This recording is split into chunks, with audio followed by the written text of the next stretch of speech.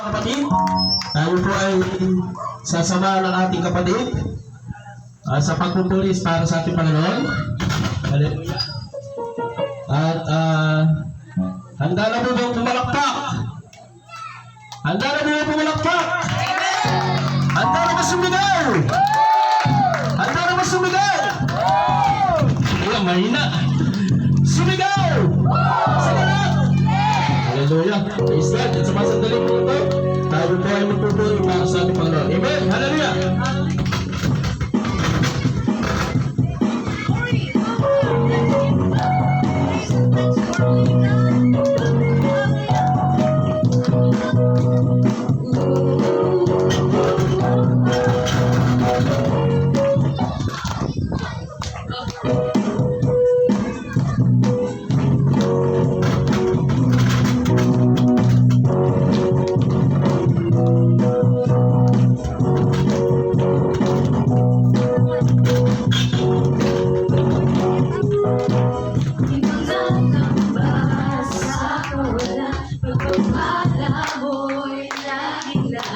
Di matatakot sa panganib, pagkat naliliyan ka palagi. Di maghihinang sa pasunod, ang kasama mo'y tiyakan lubos. Di magpipigil sa pag-awit, pagkat ikaw ay mabuti. Pagkat ikaw ay mabuti. Ikaw ang aking pasto, hindi magkukulang sa kanya. At higit pa, ang biyaya mo'y sagana at umaapaw sa kanya. At higit pa, sapat na sa lahat mong pinag-ingatan. Higit pa sa lahat mong pinaasahan. Wala nang nakahilig pa, pagkat ika'y sapat na. Ika'y sapat na, at higit pa. Hallelujah. Isa pa. Let's go.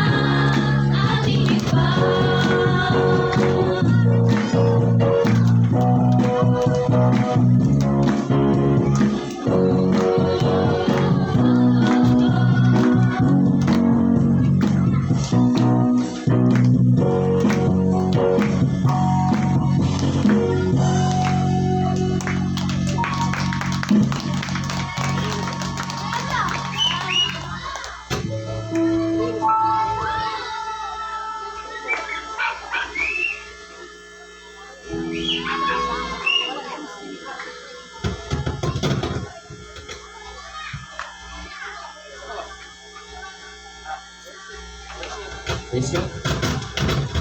So sa lingkong ito, tayo po ay muli mananambahan sa ating Panginoon. Tayo po ay lumapit sa Kanya sa oras po ito ng Sabado. Tunay po ng paglapit sa lilim ng kanyang pakpak, sa lilim ng kanyang katulungan, sa lilim ng pagpapala ng Lord, mararamdaman natin ang presensya niya. Amen? Hallelujah.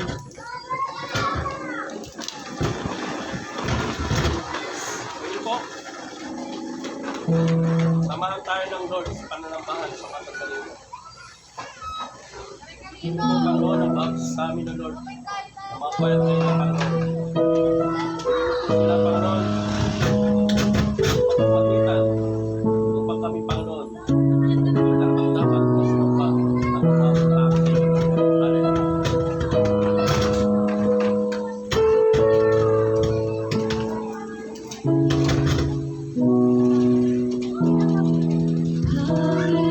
Hallelujah.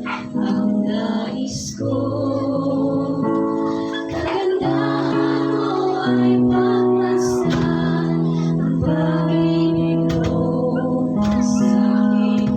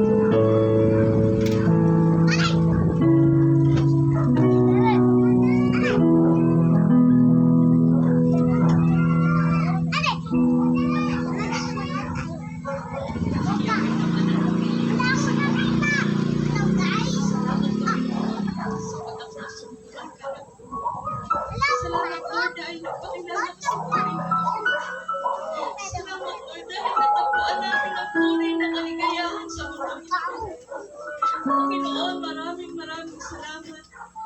Sapagkat ang buhay namin ay naging makabuluhan ng makilala kami. Pinili mo kami mula sa karamihan upang maranasan namin ang buhay mo sa paglilingkod namin ito, Panginoon. Nagdadala maraming mga pagsubok, maraming mga problema, maraming mga alalahanin, pero napakagaan dalhin sapagkat karamay ka namin, Panginoon. Nananatili kami sa iyong lilim, Yahweh, sapagkat kami yung minamahal. Kami lagi mong iniingatan at sinasamahan. Salamat sa iyong pag-iingat, Panginoon. Salamat sa buhay na pahiram mo sa bawat isa sa amin. Hayaan mo, Yahweh, na sa oras na ito'y patawarin kami sa aming mga pagkukulang, sa aming mga pagkakasala, sa aming mga pagkakabaha-bahaging pagkakampi-kampi, Panginoon, nang dahil sa aming mga sariling intensyon, sa aming sariling mga kagustuhan, kaya kami, Panginoon, ay nagkakaroon ng pagkakawatak-watak, Yahweh. Kaya sa oras na ito, Panginoon, ito ang time ng pagkakasundo, pagkakaisa ng aming mga puso't kaluluwa. Kaya mo, Lord God, na ang gabing ito ay isang gabi ng himala sa bawat isa sa amin. Meron kami isang bagay na isinasamo sa oras na ito, Yahweh, na ang sino mang tunay at tapat na naglilingkod sa iyo kailanman ay hindi mo ipapahiya, Panginoon. Ang inyong pong lingkod na ito na ginagamit mo, Yahweh, ay dumadanas ngayon na pagsubok ang aking asawa. Itinataas namin sa iyo, Yahweh, na sa oras na ito, ang sino man, Panginoon, na sinabihan ng doktor na wala ng pag-asa, ang anumang bagay na wala ng kabuluhan, sa iyo, Panginoon, ginagawa mong isang makabuluhan. Ang mga bagay na ginawa ng basura ay iyong pinagyayaman upang maitaas, Panginoon, at maging katangi-tangi sa mga bagay-bagay sa mundong ito. Kami man, Panginoon, ay tinanggihan na ng doktor. Kami man, Panginoon, ay binigyan na ng taning, Panginoon. Ang buhay namin ay binigyan na ng taning, Yahweh. Ikaw lang ang makapagdudugtong ng buhay ng bawat isa sa amin. Nagsusumamo ako sa iyo, Yahweh, bilang lingkod mo. Naku kayo, Panginoon. Alam niyo, Panginoon, ang puso ng bawat isa sa amin. Sa aming Panginoon, nararanasan niyo sa aking asawa. Hayaan mo, Yahweh, na ipahiram mo pa sila sa amin. Ipahiram mo po ang aking asawa sa kanyang mga kapatid. At sa 3 taong paghihiwalay namin, Yahweh, hayaan mong masulit namin ang aming pagsasama. Ang mga bagay na nasayang, Panginoon, dahil sa aming mga sariling intensyon. Hayaan mo, Lord God, na ang aming pagkakasundo sa gabing ito ang maging dahilan upang sa kagalingan ng aking asawa ay magpatuloy siya sa buhay na kanyang kinagisnan, Yahweh, na ang dati niyang kalusugan, ang dati niyang kalakasan, muli mong babalik, Panginoon. Muli mong babaguhin, Yahweh. Ang anumang nasira sa kanyang organ, ang sa kanyang katawan na sinasabi ng doktor, Lord, walang imposible sa iyo. Kaya mong baguhin, kaya mong ibalik ng higit pa sa dati, Yahweh. Kaya mong ipagkaloob sa kanya kagalingan, Panginoon, sapagkat nangako ka, Panginoon, sa amin na kapag kami tapat na naglingkod sa iyo, babalik mo sa amin ang mga nawala, Panginoon. Kaya sa oras na ito, alam ko po na nararamdaman mo, Lord God, ang puso ito na nagsusumamo sa iyo. Ang pagpapatawaran, ang pagmamahalan at pagkakasundo ay nagiging ugat upang magbalik ang biyaya at pagpapala na ninakaw ng kaaway. Kaya, Lord, ang sumpa ng pagkakawatak-watak ay pinalalayas namin sa taong ito sa pangalan ni Jesus. Lumayas ka, espiritu ng galit po at sama ng loob. Hindi ka namin kailangan sa taong ito sapagkat kami patuloy na pinaghaharian ng aming Panginoong Yahweh El Shaddai. Hayaan mo, Yahweh, na sa oras na ito, mula nung magpakilala ka sa amin, patuloy namin ipagsigawan hanggang sa ngayon na ikaw si Yahweh El Shaddai na hindi nagbabago noon, ngayon at magpakailanman. Na huwag namin hayaan na may mawala pang isang bagay bago kami magkasundo-sundo, Panginoon. Kaya, Panginoon, ang aming puso'y bukas upang muling tanggapin ang lahat ng aming mga kamalian. Hayaan mo, Yahweh, na sa gabing ito, ang mga salita mo na ibibigay sa amin ang magbigay sa amin ng kalakasan, magbukas sa amin sa aming espiritual na buhay upang muli kaming mamuhay ng ayon sa inyong kagustuhan. Muli namin ibinibigay sa iyo, Panginoon, ang bawat buhay ng bawat isa sa amin. Ang kagustuhan mo, maganda anak sa gabing ito, Yahweh.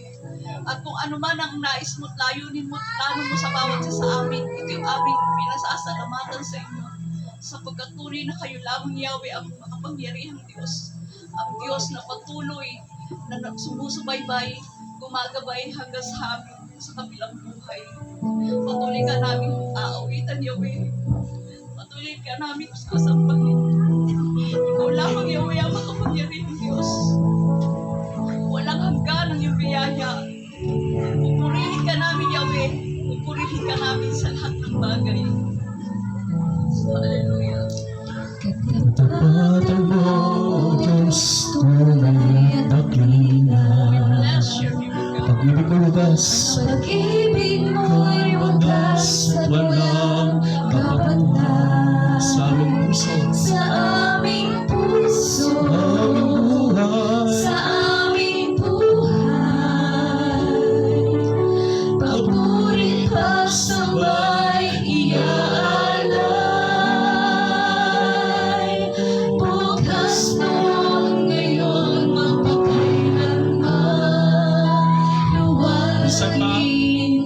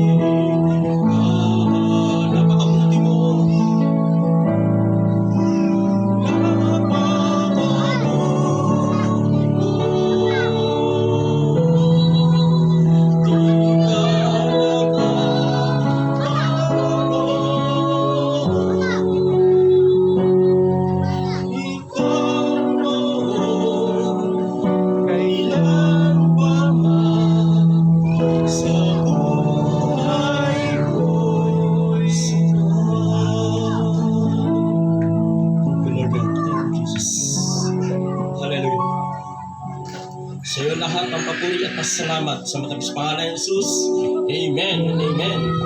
Purihin natin si Yahweh Day.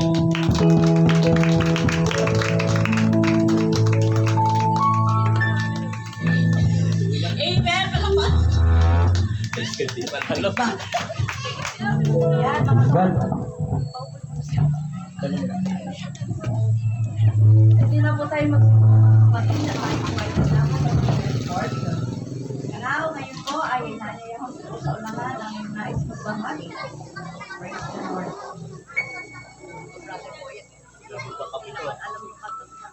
Sa magandang gabi po sa inyo, lalo sa natin sa lahat. At sa inyo rin po mga brother and sister, tunay na napakabuti ng ating dating mga Diyos. At minsan pa po ay dumating ang sa amin ng pagtubok. Nung pong araw ng Sabado, nung pong araw ng tatlong ako at saka ng aking manugang, malawag po at naganamak ng Estella. Nalimutan ko, kala ko. Nag-silver na sa kasama ko. Pero nang tanga-tanga na po at hindi dumarating, sabi nung asawa niya, si Lisel, bakit ang mga bata ay hindi pa, bakit nanay ang mga hindi dumadating? Sabi ko, nga, tila tanghali na hindi pa dumadating kung nag-angat ng Skylab. Dati maagap dumating. Eh, sabi ko, baka nag-aayos ng lambat, baka may sira itinatahi.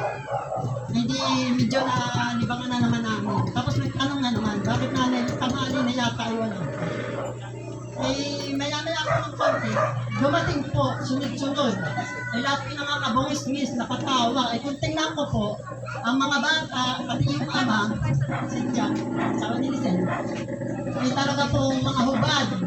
Mula po ulo hanggang paa lahat. Bantod po yung tatlong bata, na dalawang dos kanyos at saka si MJ, at saka yung ama. Kasi po ang nangyari, nakakita daw po ng kawayan, parang nagagandang ikahoy. Ang ginawa ng mga bata, kinuha. Ang sabi raw ni MJ, isakay natin papa sa bangka. Ay ayaw daw ng ama. Baka nga malubog kasi atang na sila sa bangka. Ngayon, ay sa kabahay pa ng manugang ko, isinakay. Pagsasakay daw po ng mga kawayan, tumagilid. Pag tagilid ng bangka, tuloy-tuloy na po lumubog yung bangka. Ngayon din namin. Eh, may nakita raw pong, mayroon naman nagdaan na dalawang mamang, ano bang tawag doon yung taga-Kalubakan, sa dinaanan. Sabi ko, tulungan po nito kami. Kasi yung dalawa mag-ama, hindi sanay sa ano, kung nasa ibaba sila. Ay, yung dalawa naman, si MJ at saka yung si Nico, anak ni Ronel, na lalaki, ay marunong, lumangoy. Naglangoy daw yung magkuya, katabi. Mula doon pinabadot na hubo. Tapos, yung aking manugang na isa kayo ng taga-Malanggam yata kung Kalubaan, tsaka yung bunsong anak na 12 anyos. Ang sabi nga ay sila'y nalubog. Bakit kayo na makalubog, nakalusong na lahat, nakalangoy? Kala ko kayo umuumang. Ay di nilapit. Ay, kinuwento nga. Sa madalit salita, na idoon sa pritin. Aba yung manugang pinakabungis-ngis at nitawang ngipin, pati yung anak. Sabi ko, kami nalubog, ang dalag ay nakasilid sa lambat na itali namin sa libay na nalubog. Sabi nung mga bata. Pero sa totoo lang po, sa awa at tulong ng Diyos, panatag ang loob ko, hindi kagaya noon na pag ang aming panganap buhay ay na hindi ko naman niwawalang halaga. Kapag nalubog yung bangka, siyempre panganap buhay natin yon, mag-aalala ka. Talaga po sa totoo lang, ang naaalala ko po ay, kayo ba'y nagpasalamat sa Panginoon Diyos? Unahin hindi nagpasalamat sa ating Panginoon sa pagkat kahit gano'n ang nangyari, walang nadisgrasya sa atin. Hanggang sa ngayon po, nakalubog yung aming bangka. At isang linggo na po bukas, sisisirin ng Brother Ike. Purihin ang Diyos, ako'y nagpupuri at nagpapasalamat sa ating Panginoon sapagkat wala pong nadisgrasya din sa ating apat na pamilya. Maraming salamat, Panginoon. Binabalik ko ang papuri at parangal. Amin sa iyo lamang sa pangalan mo, Jesus. Amen.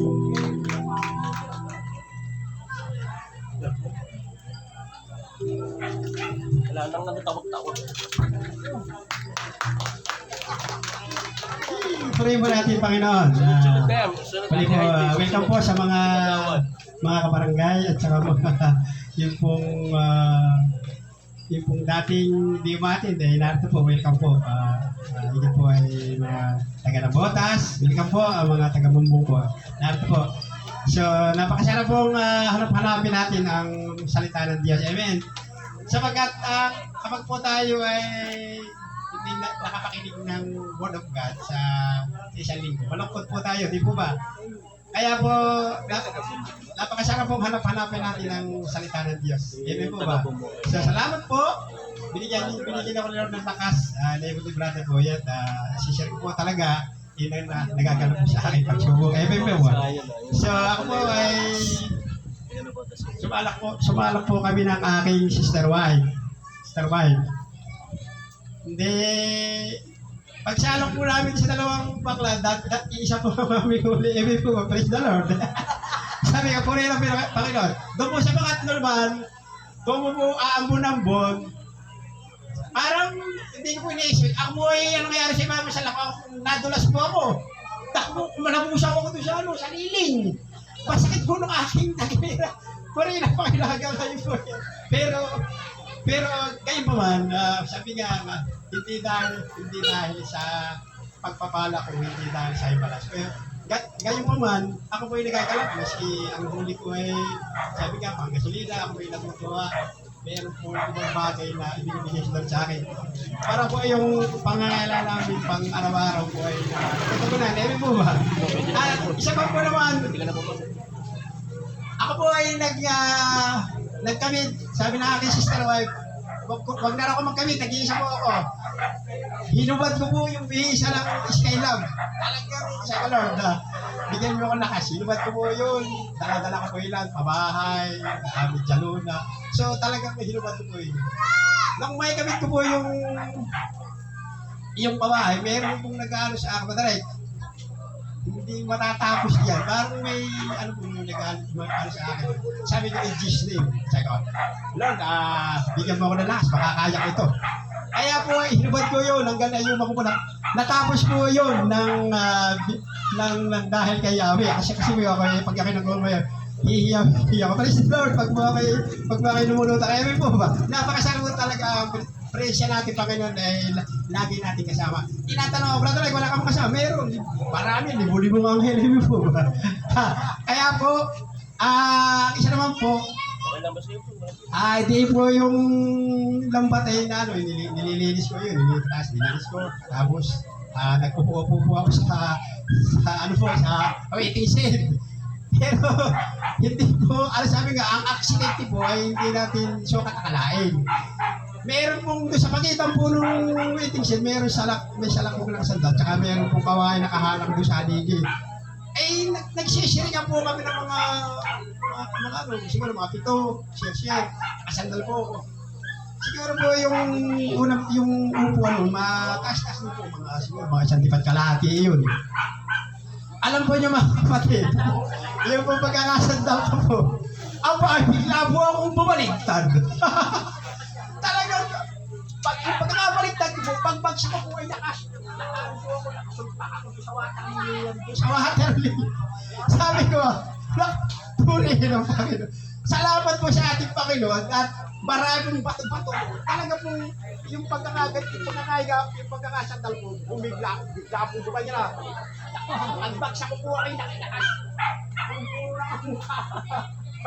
Parang yung kanal nung sa nagagaling sa taas ng bahaw ko, nakatingin ba yun? Pero puri ng Panginoon, kayo pa man, ang nagkaroon po lang na yun, yung kaunting galos ko po. Pero sabi, brother, talaga ikaw'y pinag-ahadya, talaga yung pinagpapala. O sa iba yun, ay baka bali ang likod mo. Pero puri ng Panginoon ako, ako may nagaganak sa mga pagsubok, talagang napakabuti po ni Lord. Sabi nga, kapag tayo naglilingkod at totoo tayo, sabi nga, maging totoo tayo paglilingkod. Amen po ba? Kaya po narito ako, binigyan nila ako ng lakas ng loob ko upang ibahagi ko ang kabutihan, ang mga pagsubok at raya. Salamat po sa mga biyaya na itinigaro sa in the name of Jesus. Sa ngalan ni Jesus. Amen, amen. Praise God po. Malakas na pupuri, palakpak para kay Yahweh Shaddai. At tayo po sa mga sandali po ito, tayo po magstayo na. Ganda na po natin ang... Praise God, meron pa rin po. Hallelujah. Amen. Palakpakan po natin si Awalis Lahat. Meron pa pong gustong magpatotoo. Bumirit pa, ano po. Amen. Palakpakan po natin ang Diyos. Amen. Hallelujah. Salamat sa Diyos dahil ako binigyan ng pagkakataon sa oras na ito na ipatotoo ang mga tunay na nangyayari sa ating buhay. Bagamat ito po ay ilang taon na po itong nangyayari na nakalipas na. Ako po ay isang lingkod din ni Yahweh El Shaddai bilang maaawit sa bumbong. At puro po pagsubok. Pero napakabuti po ng Diyos kasi nung time po na lagi ako nabubuntis po kasi ang tawag po sa akin kada linggo buntis. Kada Lunes nanganganak. Ayan po. So ngayon po, 5 buwan na po ako na akala ko po ako'y buntis. Kasi feeling ko po naglilihi ako talaga. Tapos inubo naman ako kaya ako nakapagpa-check up. Pagpa-check up ko po kay Mauhay, ang sabi niya po, pag-ipo pala niya sa akin, hindi ka buntis. Nagtaka naman po ako, sabi ko, 5 months lang po akong sabi ko, hindi ka buntis. Ano ka? Binigyan niya ako, sige magpa-ano ka kaagad, vaginal, ano ka kaagad. Tapos balik ka kaagad dito. Nagulat po ako kasi sabi nga niya, ano daw po, wala nga laman. Pero may bukol daw. So ang sabi po doon ay tumor. Hindi po ako maniwala. Kasi sabi ko, parang feeling ko naman naglili ako, bakit gano'n? Sabi ko, hindi ko to inaagin. Pero po, talagang dumating po ang pagkakataon na sumasakit po. Sumakit tapos yung laman ko po nanginginig. Para bubang ganito. Ganyan, nagkinig-kinig. So ako naman po, takot na takot naman ako dahil ay kinakatakot ko po, wala akong pera na pampagamot. So tayo po, na tinawag ng Diyos, lingkod ng Diyos, sa Diyos tayo umaasa. Lagi niya akong nananalangin, lagi akong umiiyak sa Panginoon. Bali ba, ang problema ko pa noon ay sunod kasi yung aking pong brother husband ay talagang naalipin po siya ng sabong. So sa ganung pagkakataon po, talagang wala po akong magagawa. Talaga po ako ay laging panalangin ng panalangin. Kahit po anong ginagawa ko, nananahi. Lagi ako nananalangin, lagi ako nag-worship. So sabi ko, Lord, bigyan mo po ako ng karunungan. Kung ano po ang gagawin ko, susundin po kita kung ang ituturo mo sa akin. So nilagay po sa aking isip, mag-upo po ako sa mainit na tubig. Araw-araw ko po yung ginagawa kada gabi. Pero kami naman po noon, talaga kasagsaga na masipag kaming mag NPG po. Nakakarating din po kami sa ibang barangay. So yun lang po ang ginawa ko, pero praise the Lord po. Napakabuti po ng Diyos. Yung pong sinasabi po na tumor na tunaw po yun. 1 buwan po ako linabasan ng dugo na para pong inihaw na dugo ng manok, yung tinitindang barbecue. Yun po. Napakabuti po ng Diyos talaga. Kaya napakahalaga po yung pananalangin at saka po yung ating pag-awit sa Diyos.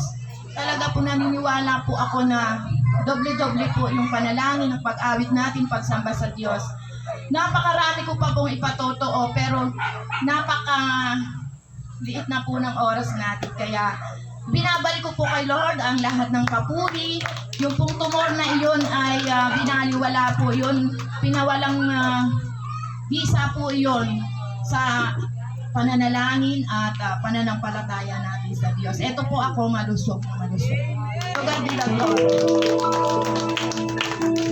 Praise God po. At sa mga sandali po ito ay hallelujah. Meron pa po pala. Sige lang po mga kapatid. Sige lang po. Okay lang po yan. Praise God. Palakpakan po natin ang dagaya sa ating Panginoon. Sa mapagpalat magandang gabi sa iyo, dakilang Yahweh El Shaddai at sa inyong mga brother and sisters. Gusto ko pong magpasalamat sa Panginoon kasi po wala po ako nang tawagin ng Panginoon. Marami pong pagsubok, maraming biyaya, pero ang sabi nga po, ano bang mangyari sa ating buhay, patuloy lang po tayo sa Panginoon at napakabuti po ng Diyos sa kabila na tayo kagaya ko po, marami akong pagkukulang, marami akong pagkakasala. Nandiyan lagi ang Diyos na nagbibigay sa akin ng gabay at patnubay. Maraming salamat po sa buhay, sa kalakasan na patuloy niyang binibigay sa amin. 10 na ako ng mahal sa buhay. At nagpapasalamat po kami. At kami nakarating po dito sa banal na gawain dito sa Subay. Lord, maraming salamat po kasi po siyempre po malayo naman din po ito hindi po ako makakapunta kung ako'y nag-iisa. Sabi ko, Lord, gusto kong pumunta, bigyan mo ako ng kasama. Alam niyo po, dumating sa akin si Sister Laling, tumawag sa akin siya, sabi, pupunta ba tayo? O sige, sabi ko gano'n. Kaya, Lord, nagpapasalamat po ako ng marami. Thank you, Lord. Thank you, Jesus. Brother Boy, baka sabihin na lang. Brother Boyet, sa baba. Ayan. Sige, pinali po. Alam po kung kaya po ako umuna, nasasabihin na lang po tapos na. Pero hahabol po ako. Ayan, ako po ay nagpapasalamat sa inyong lahat, sa inyong pong pagpaunlak na kayo po ay nandito sa tahanan ng aking hipag para po sa napakagandang gawain po at na nagawa ng ating Yahweh Shaddai na hiningi po ng aking asawa na kayo po'y makapili niya. At sabi nga po niya, after na kapag siya po ay gumaling na, nais po niya na siya magpagamit kay Lord bilang coordinator. So natuwa naman po ako sa kanya, sa kanyang mga sinabi. At sabi ko nga po ay talagang napakabuti ng Diyos na sa kanyang akala ko iniisip ko na against siya sa akin sa gawain ito, pero siya pala ay may lihim na talagang nakikita niya siguro na yung pagpupursige ko na every time na kami nasa hospital, talagang iiwan ko siya dahil alam ko may gawain. Every time na ako yung nasa hospital na natatayimingan na kami nagpapacheck up, nakakonfine siya, talaga pong iniiwan ko po ang aking brother husband kasi talagang ang sinasabi ko sa kanya, kahit magalit ka sa akin, basta gawain ni Lord, hindi ko yan iiwan. Sa totoo lang po yan, totoo po yan. Kasi nangyari po yan that time mo siguro mga 4 years ago. Kami mag-anak nagpunta po ng Taytay SM, nakakuha na kami ng ticket, manonood po kami ng sine noon. Nabigla pong may nag-chat sa akin na tuloy ang gawain may preacher. Iniwanan ko po yung 3 ko, yung 2 kong anak at saka siya. So, syempre nagalit siya sa akin. Pero doon ko pinatutunayan na mas talagang priority ko lagi ang gawain ng ating Yahweh Shaddai saan man makarating. Dahil yun naman po ay sapagkat nararanasan ko po talaga ng mga mula nung ako tawagin ni Lord, hindi naman niya ako inihuling, palagi niya ako inuuna. Kahit ako makasalanan, ang Diyos pa rin lagi niya akong pinagpapala sa kabila ng aking mga kakulangan. Kaya ang sabi ko po sa nangyayari ko sa amin ngayon, siguro mga 3 linggo na siguro kami parito rin sa hospital. Ang akin po talagang pinakang-final siguro ito na yung pinakang-final decision na kagabi po pinauwi na kami ng doktor. Pero napipili pa rin po kami ng doktor kung siya po ay ooperahan. Pero sabi nga po, ooperahan man, may mga damage. Pero sabi ko kay Lord, hindi yan, walang imposible sa Panginoon. Dahil ang mga sinasabi ng tao, ang karunungan ng doktor, may hingganan yan. Pero kapag Diyos na ang nagbigay sa atin ng himala, lahat ng bagay ipinapahiya niya. Amen? Sapagkat ang Diyos ay tunay at tapat, lahat tayo, hindi tayo lalapit kay Lord kung hindi tayo tinawag sa kagipitan, sa karamdaman.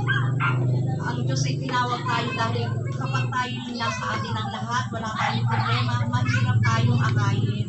Pero kapag alam natin na nasa huling pinangalingan na tayo na alam natin na parang mamutulog na yung sinulit, hindi na natin kaya, alam natin nararamdaman na ang Diyos pala ang dapat kapupuan ng ating buhay. Kaya salamat po Yahweh Shaddai, yung asawa ko ay nakauwi kami na kasama namin sa buhay. At salamat, sabi ko nga, Lord, kung o-opera ng asawa ko, nawawala siya sa buhay namin, hindi ako papayag. Dahil sa laki ng aking pananampalataya, uuwi kami, buhay siya na makakapiling namin. Dahil sabi ko nga, yung mga basura na itinapon, kaya yung gawin ng Diyos na isang busilak, isang mayaman sa paningin ng lahat ng tao. Ipinapahiya niya yung mga malalaki upang ginagamit niya yung maliliit upang ipahiya yung mga malalaki. Ano po yun? Yung doktor, ang karunungan ng doktor, iba sa karunungan ng Diyos. Sapagkat kami po, sa totoo lang, asawa ko ngayon, ilang araw na po siya hindi kumakain. Pero buhay pa rin po ang aking asawa. Sabi ko, Lord, ikaw ang nagpakontrol ng lahat ng bagay. Hindi na siya dumudumi. Hindi na rin siya kumakain. Hindi na siya pwede uminom ng tubig. Lahat putol na. Di ba napakasakit bilang tayong tao na parang wala na tayong karapatang maging masaya. Sa totoo lang, naglalaway siya sa isang tubig na malamig. Yun na lang ang hiling niya. Gusto niya matikman. Pag siya'y gumaling, makainom na siya ng malamig na tubig. Pero sabi ko, kapag si Lord ang iyong hindi lang malamig na tubig at ipapainom sa iyo, Lord. Dahil ang Diyos ay nagbibigay ng buhay. Kaya ako po ay talagang naniniwala na napalataya na ito yung gagamitin ng Panginoon kung gabi ito na may gagawin na Diyos sa buhay ng aking asawa. Ibibigay niya siya sa amin dahil alam kong gagamitin yan upang ang lahat ay maging maayos. Kaya ako po ay nagpapasalamat din sa inyong lahat. Sabi ko nga, when I was 14 years old, pinagaling ni Lord yung aking brain tumor. Ang lahat ng sinabi ng doktor ay kasinungalingan, pinasinungalingan sapagkat ang Diyos ang gumawa ng paraan upang ako'y hanggang ngayon ay nasa harapan niyo dahil lagi kong isinisigaw na ang Diyos ay mabuti, hindi sinungaling. Ang Diyos ay tapat sa mga taong naglilingkod sa Kanya. Kaya ako po ay, sabi ko nga, 14 years old, 46 years old, yung nakita ng doktor sa ulo ko na bukol. Hanggang ngayon, yung vision ko, hindi normal. Walang makapagsasabi sa mata ko. Ang aking pong pituitary gland, ito po, ilong ko. Yung pituitary gland, nasa likod ng aking ilong. Dito po nakita ng doktor na meron po akong bukol. So, ako po yung CT scan. May nakita, pero malabo. MRI, may nakita. Pero talagang meron. Gusto pa rin makita ng doktor dahil meron nasa malalim na parts Sinadya sa akin ang angiogram. Sabi ko tama na kasi kahit naman may makita ang doktor, hindi ko naman yan ipagagalaw dahil ang Diyos ang mag-o-opera niyan.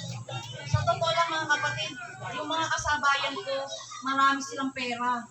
Pero sabi sa akin ni Celerina, yung doktora ng sa salamin, yung po ay nagpa-opera yung isa, ilang ano lang namatay rin. Kasi yung mata niya rin, double vision. Double vision po ako, hindi po normal na mata ko mga kapatid. Numiniti lang ako sa harapan niya, pero doble-doble po ang tingin ko. Alam ni Sister Melinda yan, nung dalaga pa ako, sinasabi ko sa kanya, nagpapapray over ako kay Brother Dante.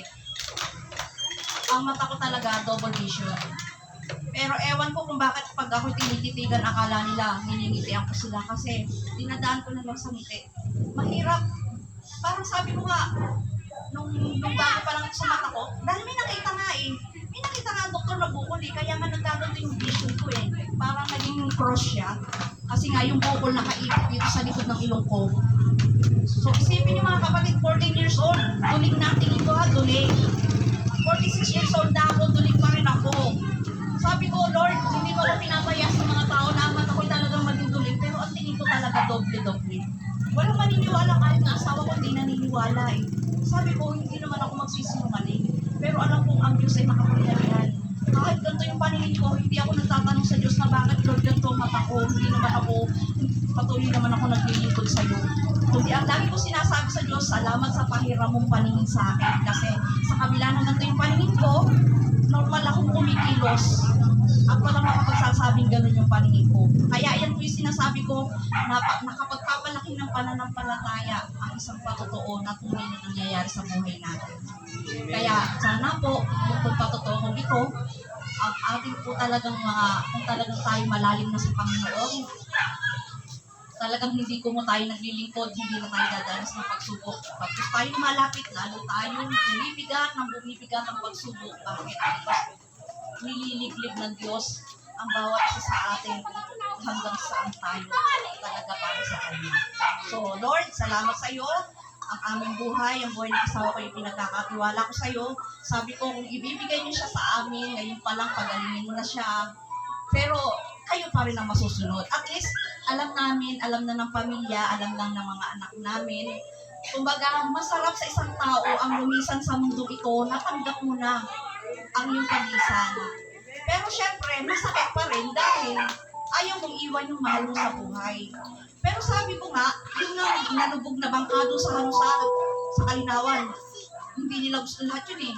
At least tayo, binibigyan pa tayo ng time na sa sandali tayo ng kukunin na kapag bibigay na nare-realize natin at nakakahingi tayo ng tawad. Amen po ba? So, kaya salamat sa Lord, lahat ng pangyayari, mabuti man masama, palagi tayo magpapasalamat sa Panginoon. Kaya Lord, sa iyong papuri, amen and amen. At sa oras na Lord, ayan, isa pa po, lahat tayo makikita. Sandali lang ako. Isang magandang gabi po sa inyong mga brothers and sisters. Palakpakan po natin ang ating Panginoon. Una sa lahat, ako po'y nagpupuri at nagpapasalamat sa Panginoon dahil huwag naman tatangos ng ilong ng aking hipag kasi noong nasa ospital yung aking kapatid at nalaman ko na ganun nga ang kalalagayan niya.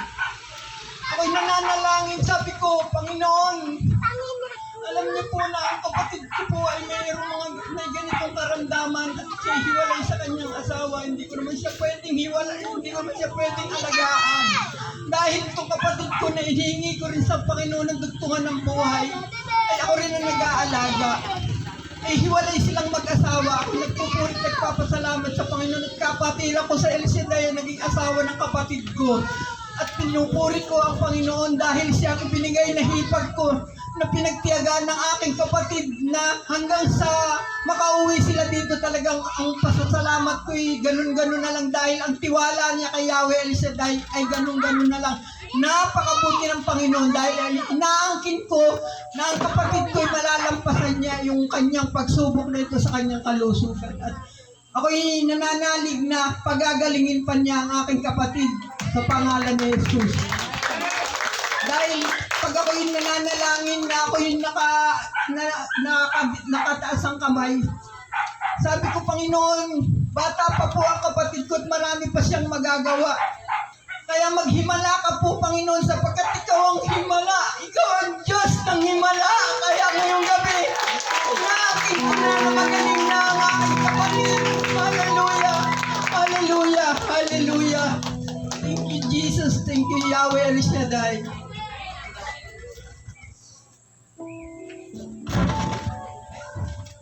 Amen. Talaga namang nakaka-bless. Ayan, salamat sa Diyos. Ang aming mga puso ngayon ay nagbubunyi sa kagalakan na alam na napakaraming taon, 3 taon, na talagang kami pong mga maghihipag ay nagkaaway-away, na talagang, sabi nga, wag inintay pa natin na may isang magsakripisyo, pero hindi pa rin hahayaan ng Diyos yan. Kasi kapag ang isang bagay ay nagkaroon ng pagkakasundo at pagmamahalan, hindi pwedeng hindi tutugunin ng Diyos ang kanilang hinihiling, ang kanilang panalangin, sapagkat naghari ang pagmamahalan. Amen po ba? Salamat sa Diyos dahil kung natigit sa lahat, hindi pa naman huli ang lahat. Ang sinasabi ko lang sa asawa ko palagi, sa totoo lang, sabi nga niya sa akin kagabi, umiyak siya. Sabi niya, hindi natin nasulit ang ating pagsasama, ang ating pagmamahalan. Sabi ko, hindi naman. Sabi ko gano'n, nangyari talaga yung bagay na yan. Pero kahit naman sabihin natin na ganito tayo, talagang naroon pa rin naman naroon pa rin dahil si El Shaddai nga ang namamagitan sa amin. Bukang bibig talaga niya nung nasa ospital yan. Pagalingin lang ako ni Lord, magiging coordinator ako. Ang tatay, pababalikin ko yan sa El Shaddai. Eh, narin ko si tatay. Kaya sabi ko, sorry kaya. Pero sabi naman niya, pero nire-respeto ko naman ang tatay. Kasi hindi naman sa gawain pa rin naman ni Yahweh siya pumunta. Ayun gano'n. Binawi naman niya.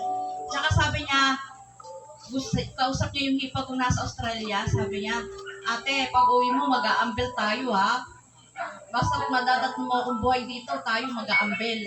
Tapos gusto ko, lahat tayo, mga magkakapatid, a-attend tayo sa gawain ni El Shaddai para ako'y buhayin ni Lord, para ako'y lalong pagalingin niya. Kaya sabi ko, Lord, napakabuti mo na ang aking asawang ito ay talagang inuwi namin buhay at talagang pinagpala kaming lahat. Salamat sa pamilyang ipinagkatiwala ng Diyos sa akin na ako isang maging iskino kahit talagang dumaan ng pagsubok. Salamat sa Panginoon. Mababait naman po yung mga hipag ko talaga lamang na ang diablo talaga binawasak niya ng maayos.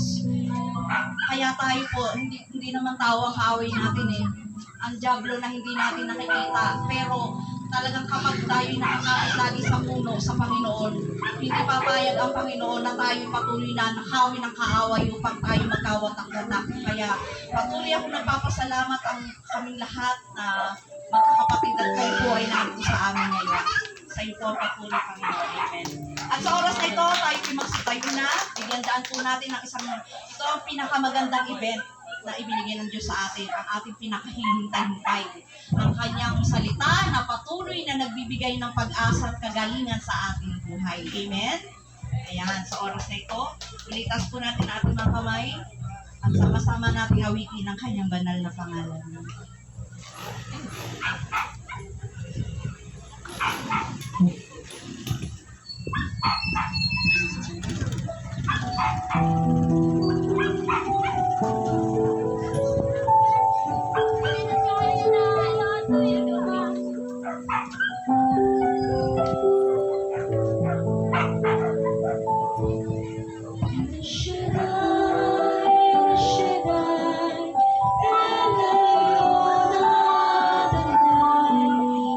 It's strange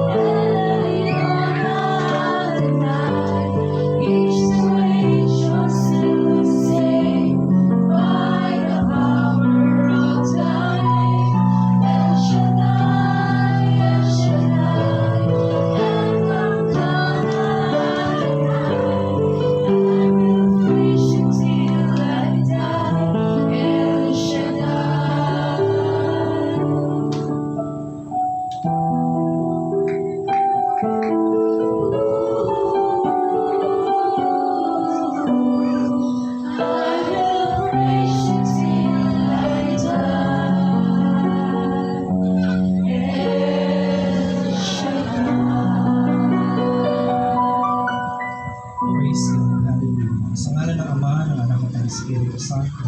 Amen. Ama naming Diyos na makapangyarihan sa lahat, nagpapasalamat kami Ama, kami po ay inyong pinagkatagpo sa dakong lugar na ito upang maitaas namin at mapapurihan ang iyong banal na pangalan. Hayaan niyo na sa pagninilay namin ng iyong salita, makatpuin niyo po ang pangangailangan ng bawat isa sa amin. Higit sa lahat po Diyos, kami po ay hinihingi ng gabay na nagmumula sa iyo. Hayaan niyo po na anumang pong mga panghihina at panlulupaypay namin ay makasumpong kami ng kalakasan at kasiglahan nagmumula sa iyo. Anumang po ang aming mga agam-agam, anumang po ang mga bagay na gumagambala sa aming mga isipan at sa aming mga puso, hayaan niyo na ang iyong salita ang siyang magbigay ng liwanag sa amin. Any forms of evil, any forms of distractions, ay aming itinataboy at pinalalaya sa pangalan ni Jesus. Hayaan niyo na ang apat na sulok ng tahanang ito, Panginoon, ay iyong maging buo. Hayaan mo na ang iyong salita ang siyang makapangyari, Panginoon. At dalangin namin na Ama, ang iyong himala ay maranasan ng aming kapatid na ito na humihingi ng pagpapagaling na nagmumula sa iyo. Kami po ay nagkakasundo, sama-samang nananalangin, Ama, para sa iyong kahabagan, sa iyong grasya, Panginoon, na abutin ang aming kapatid na ito. Dumalo yung kalakasan at kagalingan sa pangalan ni Jesus. Ayon sa iyong kalooban, Panginoon, dugtungan niyo panawa ang kanyang buhay. Ano man po, Panginoon, ang magiging kinabukasan ng bawat isa sa amin, sa iyong mga kamay po namin iyang pinagkakakiwala.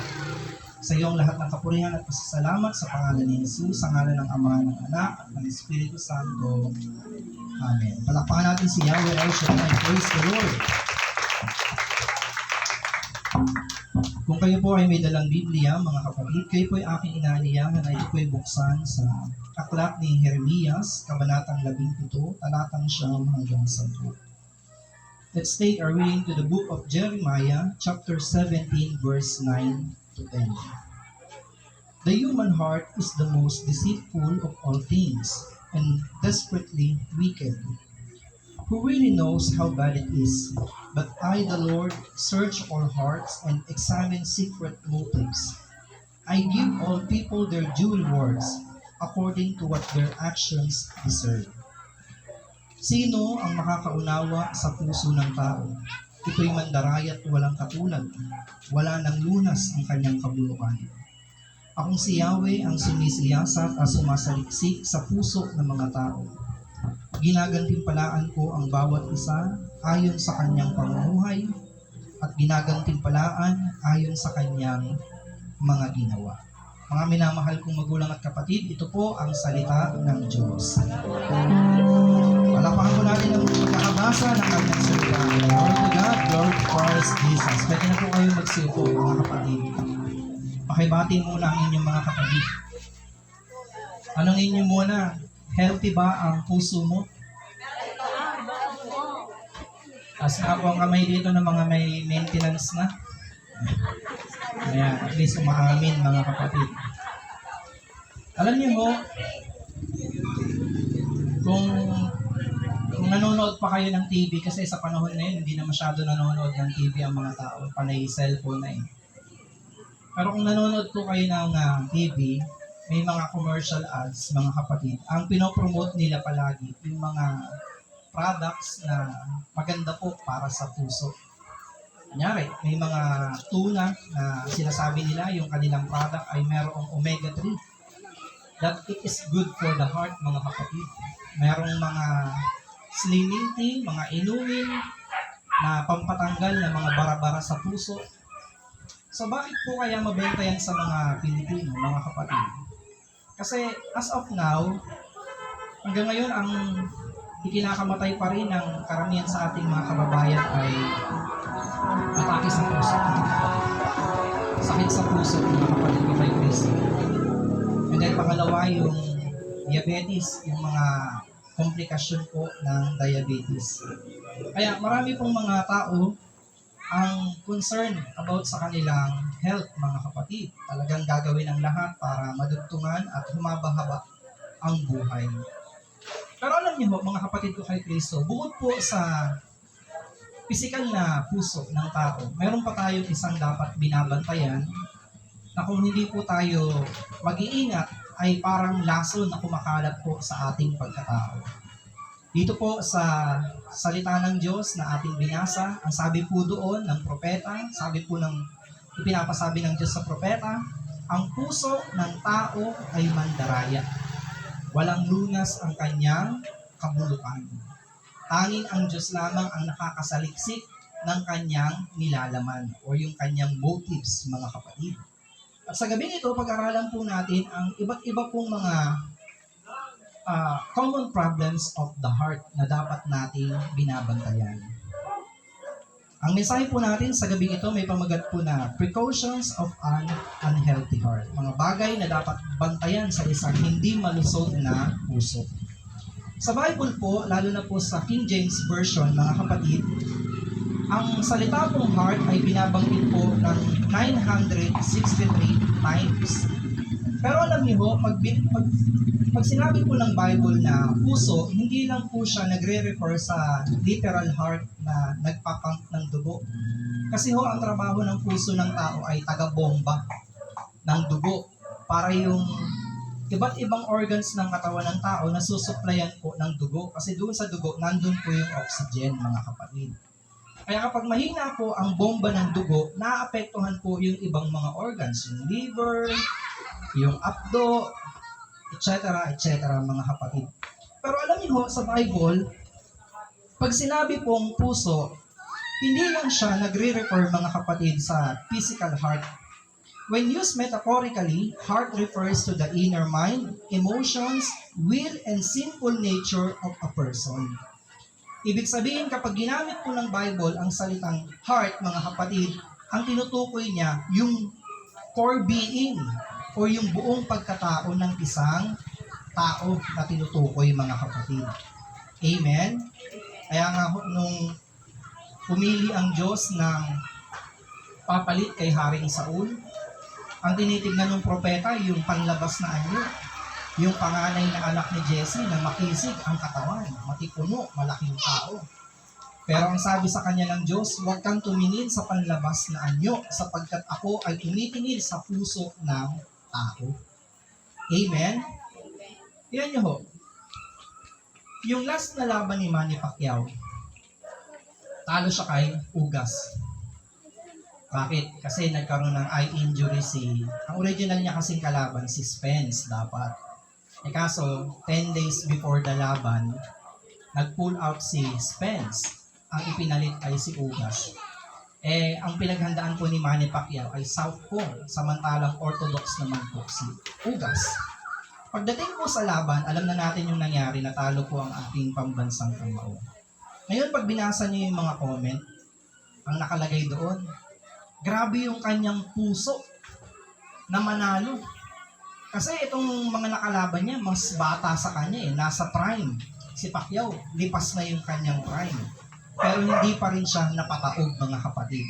Although yung kanyang katawan, yung kanyang binti ay pinupulikat, pero sa kagustuhan niya makapaghatid ng karangalan, yung puso niya, yung kanyang ginagamit. Amen? Kaya ang puso ng isang tao, metaphorically, pag nasira, kahit kaya ng katawan, wala na.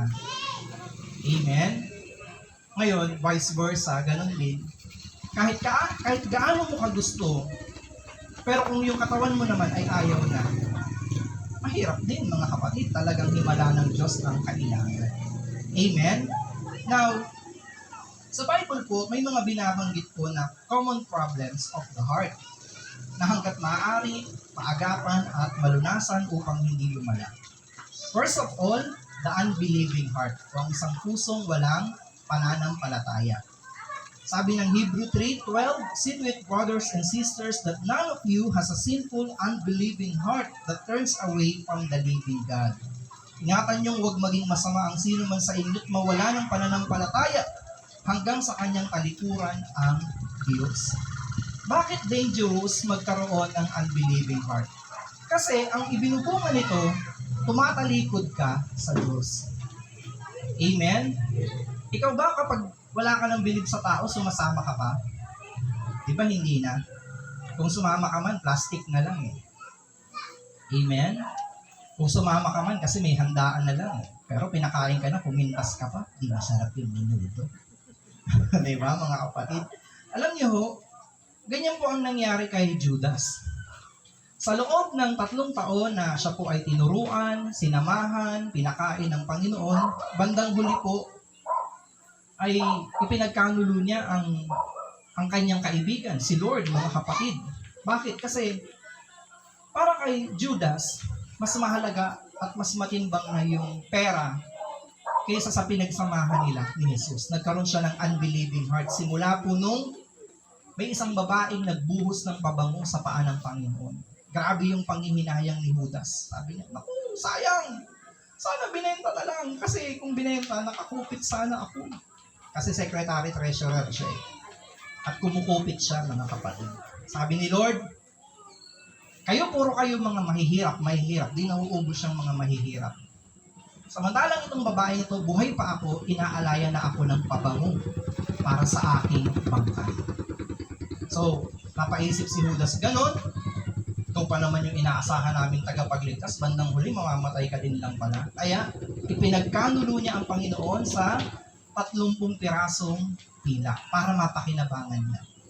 Bandang huli, mga kapatid, yung pagmamahal niya sa salapi, hindi rin siya nailigtas. Sapagkat nung siya po ay nakonsensya sa kanyang ginawa, mga kapatid ko kay Kristo, ibinato niya yung pera.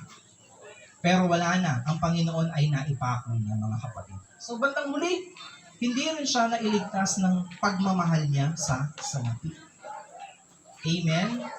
Alam niyo ho, minsan ang nakakalungkot, mas nangingibabaw yung pagmamahal natin sa mga bagay na yan kaysa sa pagmamahal natin sa Diyos at sa ating pamilya.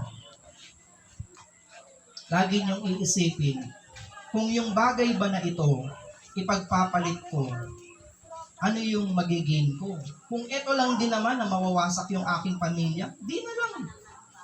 Di ba po, mga kapatid?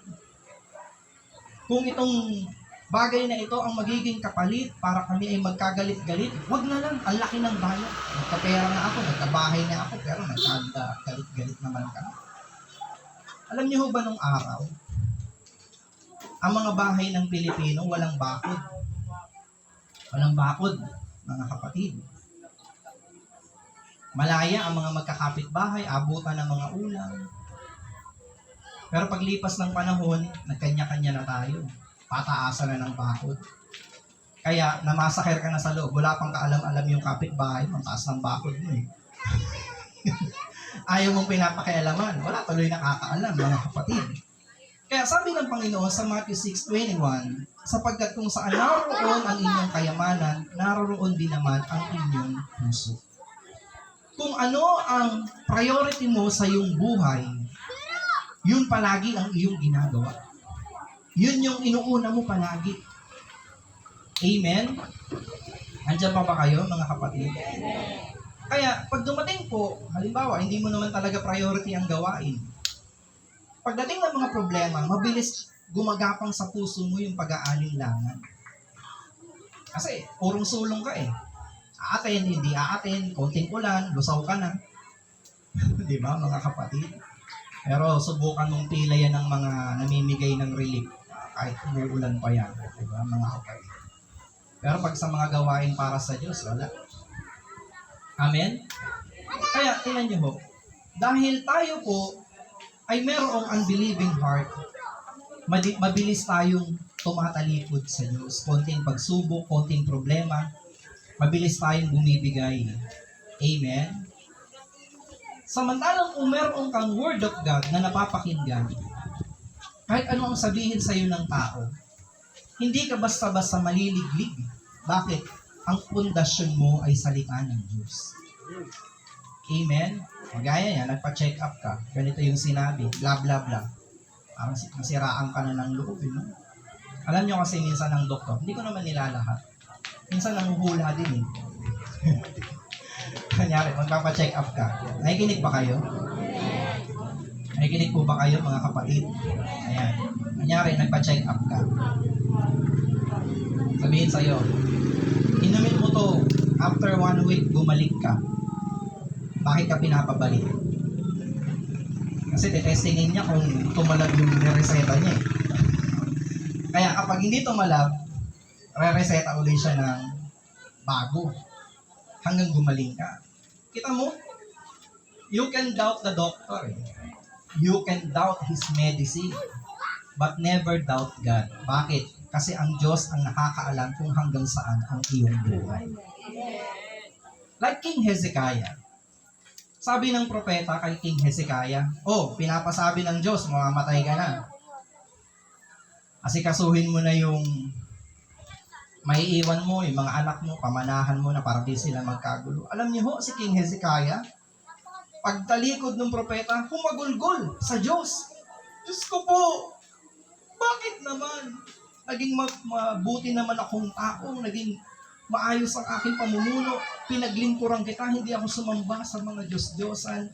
Si King Hezekiah, hindi niya sinumbatan ang Diyos, pero ipinaalala niya na naging mabuti siyang tao. Kaya sabi ng Diyos, doon sa propeta, palabas na ng hallway, palabas na ng kaharian. Bumalik ka doon, sabihin mo sa hari, maglagay siya ng mga dahon-dahon sa katawan, i-extend ko pa ang kanyang buhay ng 15 years. Kaya yung propeta, wala siyang nagawa. Sabihin ng propeta, ano ka ba naman, Lord, bago ka ng isip, kakasabi ko pa lang papabawi mo na. Kaya si King Hezekiah, nabuhay pa. Pero meron siya kasing naipagsulit sa Diyos, naging mabuting tao siya. Ano ninyo yung katabi mo? Ikaw.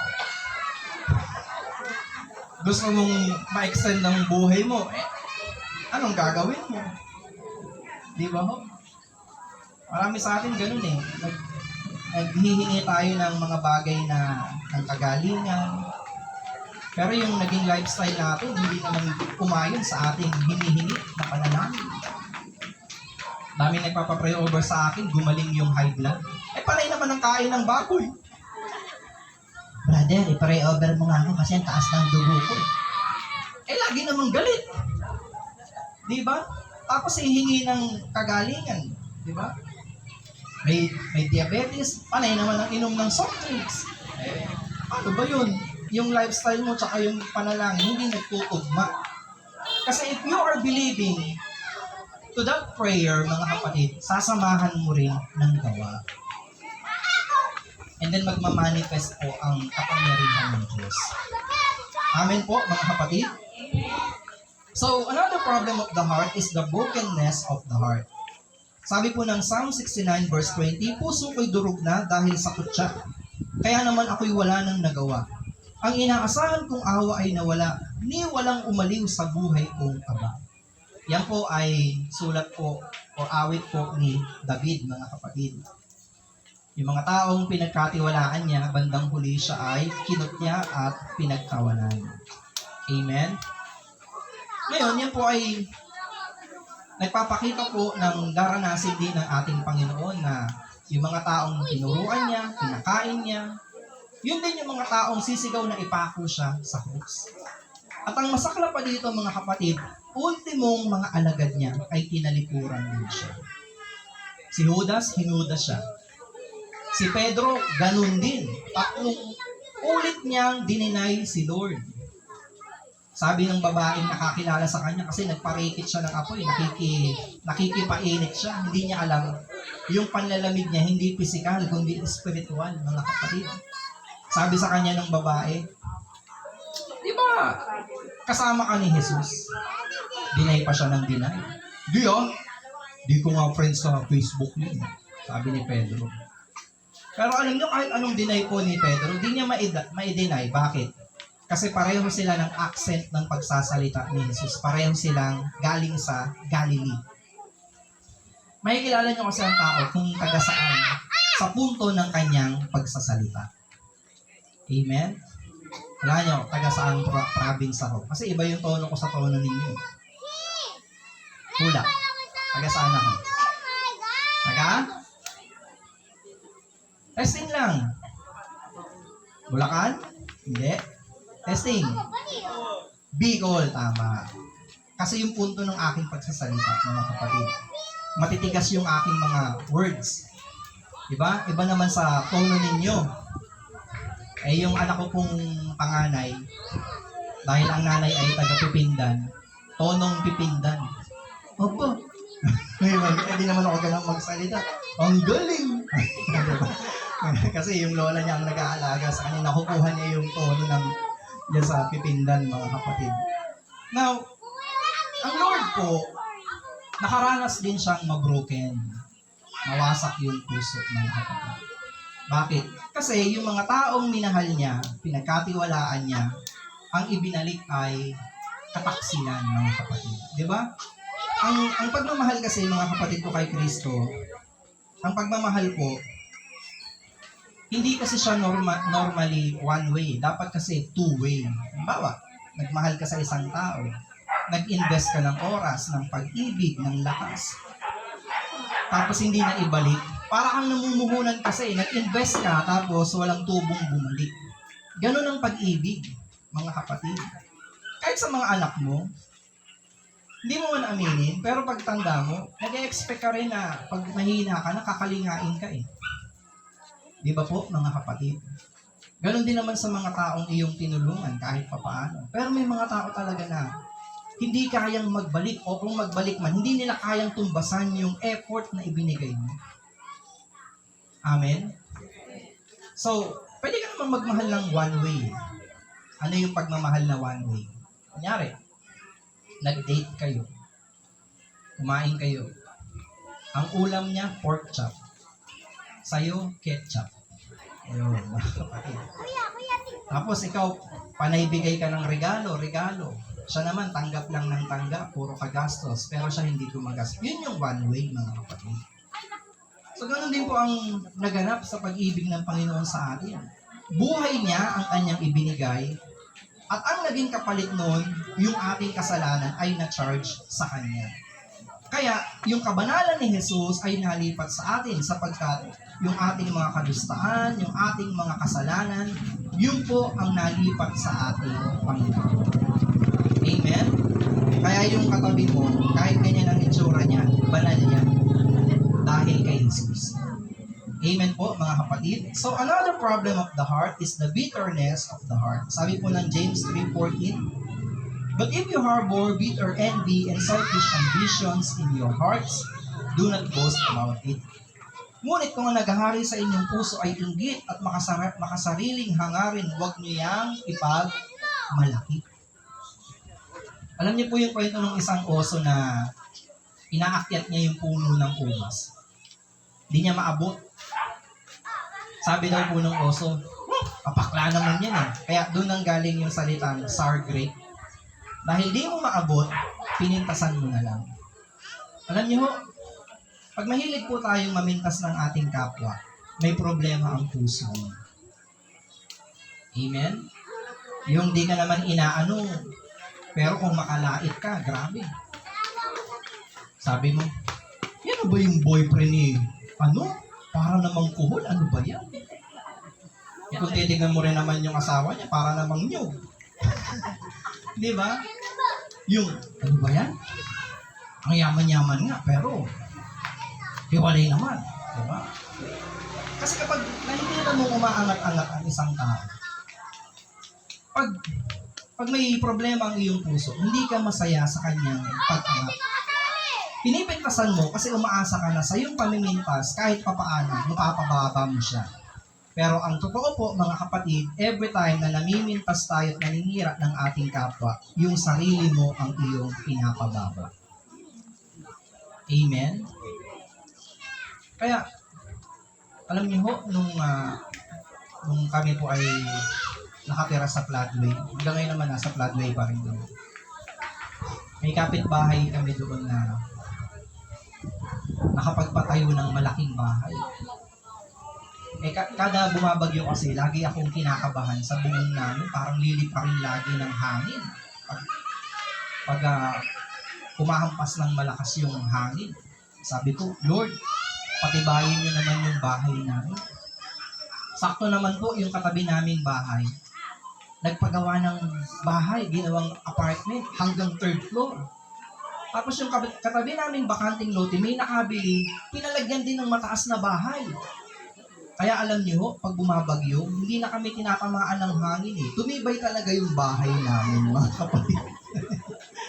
Hindi ako nainggit. Bakit to? Tumibay yung bahay namin. Napalibutan kami ng matataas na bahay, mga kapatid. Amen? Iwasan po natin yung pamimintas. Hindi natin ikakayaman yun. Dapat maging masaya tayo sa naaabot ng ating kapwa. Pag natuwa pa yan sa'yo, baka bigyan ka pa. Amen? No? Kasi kapag lagi tayong mayroong side comments, mga kapatid, lagi tayong mayroong bulong sa ating mga kapwa na mga paninira, hindi naman yan dati mabuti, nagluta tayo lang yan. Magkakasing itim lang kami dati. Di ba?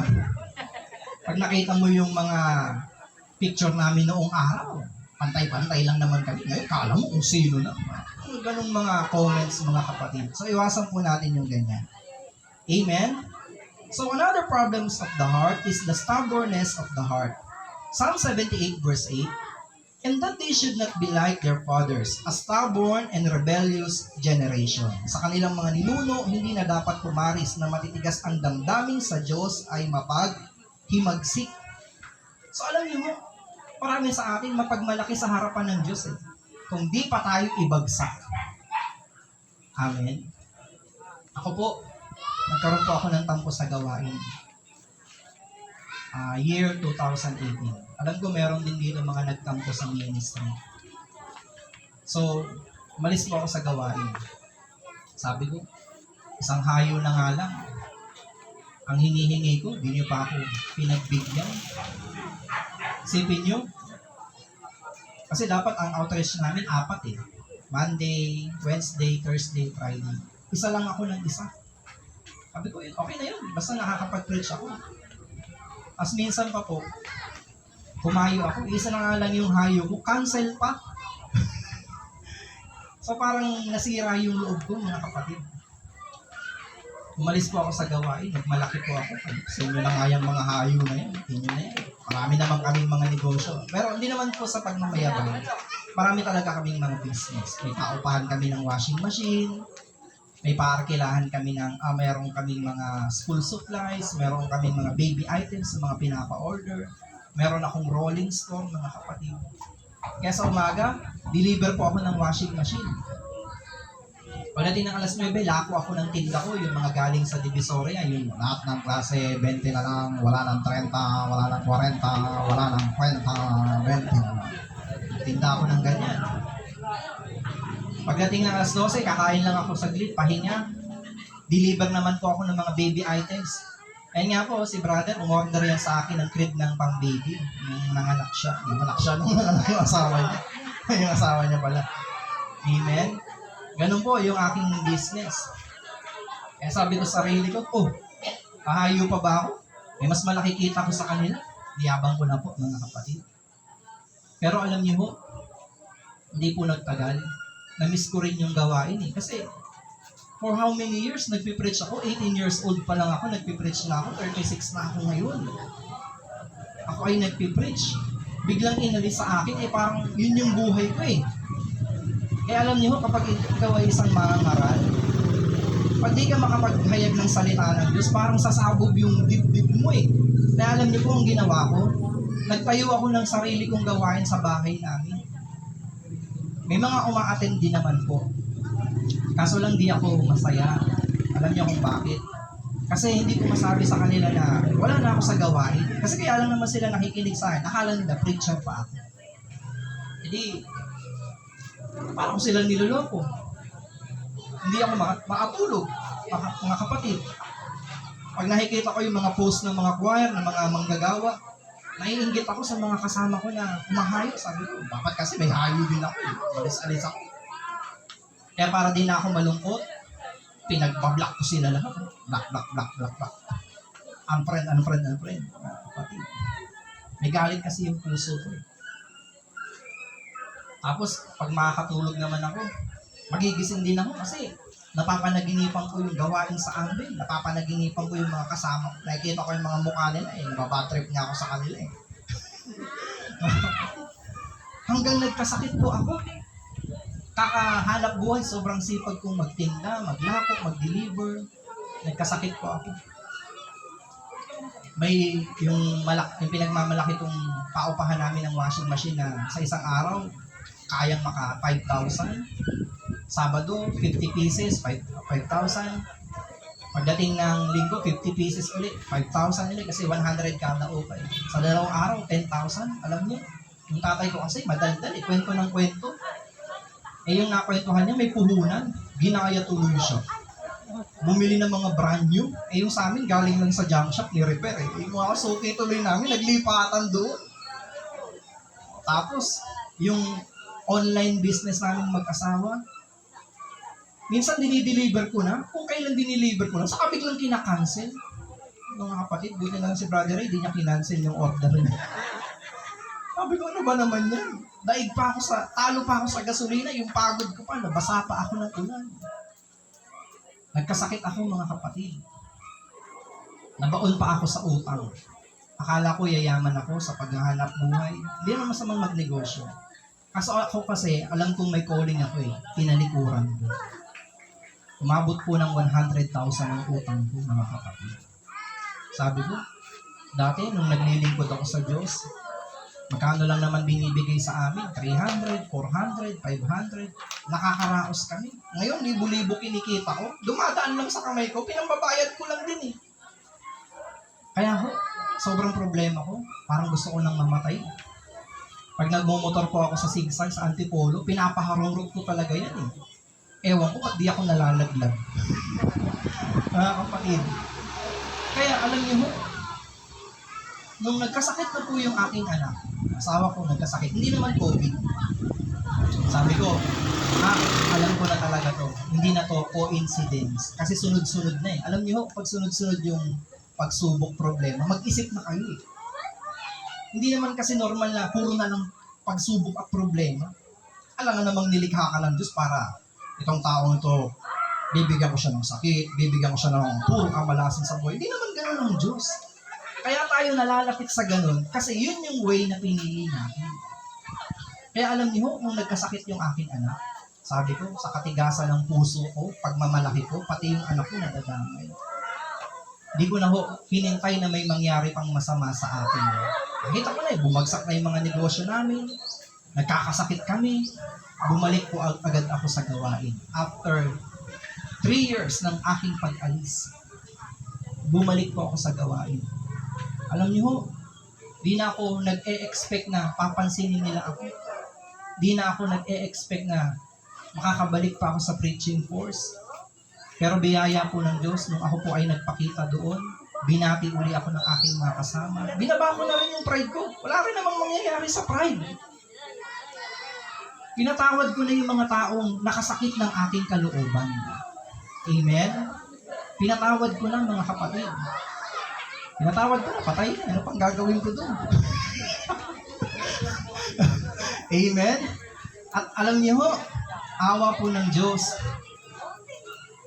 Simula po nung nagbalik uli ako sa gawain ng Panginoon, naramdaman ko po, unti-unti muling bumuhos yung biyaya, yung proteksyon, higit sa lahat yung kapayapaan ng isip, ibinigay uli sa akin ng Panginoon. Kasi stress na ako Alam niyo, mahirap makaranas ng depression, hindi ka na nakakatulog, lutang ka na sa dami ng mga problema. Pero ang maganda po doon, sa ganyang mga down na mga pagkakataon, yung mga sobrang baba na ng iyong pagkatao, ng iyong buhay, diyan mo naman mararanasan ang pagkilos ni Yahweh El Shaddai. Amen? Kasi tayo minsan, hintayin pa natin umabot tayo sa ganun bago tayo makaalala. Amen? Hinihintay pa natin malugi yung negosyo natin. Hinihintay pa natin dumating tayo sa ganitong lowest point of our life, tsaka tayo magkukumit sa Lord. Pero ang kagandahan po, ang Diyos, pag tayo po ay muling bumalik sa Kanya at muling sumuko sa Kanyang harapan, binibigyan niya pa tayo ng another chance, mga kapatid. Amen? So ano po ang dapat gawin sa problema ng ating puso? First of all, mga kapatid, our heart needs purification. Sabi po ng Psalm 51 verse 10, Create in me a clean heart, O God, and renew a right spirit within me. Ilikha mo ako ng isang bagong puso.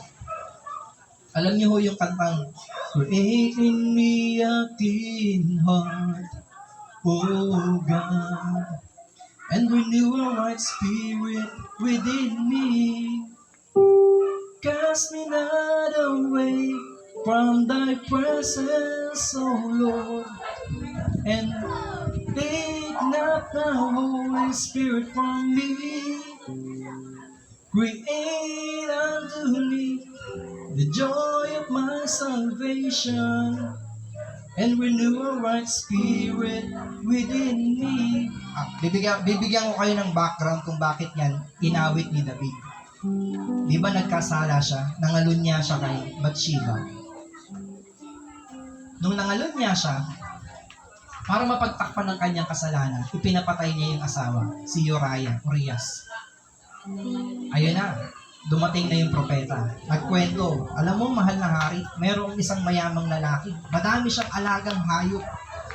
Pero nung dumating yung kanyang mga bisita, yung kanyang kapitbahay na kaisa-isang tupa, yun yung kanyang ipinakuha at ipinakatay. Sabi ni Haring David, grabe naman yun! Dapat sa taong yun, mamatay. Sabi ng propeta, ikaw yun. Ang dami mong asawa, pinakialaman mo yung asawa ng iba. Iyak po si David. Iyak siya. Bakit? Kasi alam niya nasaktan niya ang puso ng Diyos. Si David po, a man after God's own heart.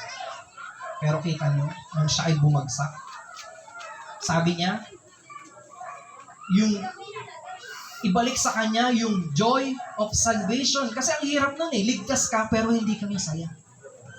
Amen? Tingnan niyo nga yung katabi ninyo kung masaya. Tulog na no? Pero ito po ang maganda. Pag tayo po ay lumapit sa Panginoon, pwede niya tayo ilikha ng isang bagong puso. Amen? Alam niyo, merong pag-aaral na sinubukan sa ibang bansa. Kasi yung puso ng tao tsaka baboy, halos parehas ng size tsaka ng physiology. Alam niyo ang ginawa? Sinubukan nilang gawing improvised heart yung puso ng baboy, nilipat sa tao. Yung pasyente po umayag para lang makasurvive siya. After a couple of weeks yata o isang buwan, namatay din. Hindi siya nagtagumpay. Alam niyo kung bakit? Kasi baboy yun baboy ka ba? Kumakain ka ng baboy, pero hindi ka baboy. Tao ka. Amen? Kaya, yung puso natin na sugatan, maraming mga sakit, maraming nanakit, maraming mga sama ng loob, pwede mong ipa-repair sa Diyos. Pwede mong ipagawa ng isang bagong puso. Kung dati kang isang taong mapagtanim ng galit, pwede kang humingi sa Diyos ng isang pusong marunong magpatawad. Kung ang puso mo ay punong-puno ng inggit, ngit-ngit, ng sama ng loob, pwede kang humingi sa Diyos ng isang pusong marunong magmahal at umunawa. Amen? So another thing, our heart needs conviction. Sabi po ng Proverbs 28 verse 13, ang nagkukubli ng kanyang sala ay hindi mapapabuti. Ngunit, kinakahabagan ng Diyos ang nagbabalik loob at nagsisisi. Ulitin ko ha, kinakahabagan ng Diyos ang nagbabalik loob at nagsisisi. Amen? Kaya itanong mo sa iyong sarili, sino naman ako para hindi magpatawad? Di ba po? Kung yung mga tampuhan niyo, panahon pa ng kopong-kopong, Diyos ko po, itapon niyo na yan sa dagat. Di ba? Kita niyo, ang daming panahon natin ang sinasayang. Ang daming panahon sana na nag-celebrate kayo, magkakasama. Di ba ho? Dahil lang sa mga tampuhan, galit. Kaya nga ho, dinescribe ng author sama ng loob. Ikaw naman tinago mo, masama nga. Ito kasi mahirap sa atin mga kapatid. Ang memories natin, ang iniimbak natin, yung mga pangit na nangyari, sa halip na ang ingatan mo sa iyong isip, yung mga magagandang nangyari. Amen? Ang tinatago mo sa isip mo, sinapa ka ng asawa mo. Pati mo alalahaning binilhan ka ng rosas. saka sinampal sa'yo. Joke lang mga kapatid. Di ba? Kasi, tinan nyo, ikaw din yung apektado eh. Tatampo ka sa magulang mo. Hindi naman ako favorite. Namasyal kami sa perya. Yung kapatid ko, binilahan ng headband. Ako, binilahan ako sa Rio. Hindi ba mga kapatid? Eh, ano mangyayari? Ang itatago mo sa iyong puso, puro basura. Amen? Diba? Nag-boyfriend ka, tapos nabigo ka, ayaw mo nang magmahal. 18 ka pa lang, 19 ka pa lang, dala ka na. Aga mo namang nadala. Yung iba nga eh, haba na ng pila ng tricycle, yung mga naging ex. Diba? Subok lang, subok eh mga kapatid. Kaya tinan nyo, yung puso natin, kaya nag-groggy, ang iniingatan kasi natin, yung mga alaala na hindi magaganda. Amen? Inaalala mo yung tiyahin mong kinurot ka, nung kinurot ka, umangat ka sa langit. Di ba? Eh, pwede mo namang alalahanin yung iba mong tiyahin na naging mabait sa'yo, na inabutan ka ng tsokolate.